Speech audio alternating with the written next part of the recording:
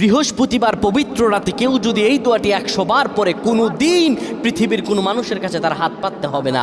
পৃথিবীর সব কিছু তার পায়ের নিচে আল্লাহ হাজির করে দিবেন। দারিদ্রতা থেকে মুক্তি দান করবেন, বিপদ আপদ থেকে মুক্তি দান করবেন, তার সম্মানকে সুউচ্চতা দান করবেন, অসুস্থতা থেকে দূরে রাখবেন। আল্লাহর অশেষ দয়া ও রহম তাকে দান করে দিবেন। সুবহানাল্লাহ। বৃহস্পতিবার রাত এটি গুরুত্বপূর্ণ রাত। এই রাত সপ্তাহে একদিন আসে।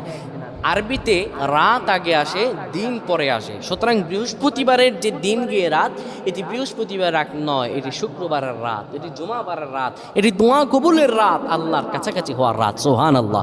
এই বৃহস্পতিবার রাত আল্লাহ তাআলা বান্দার দোয়া কবুল করেন।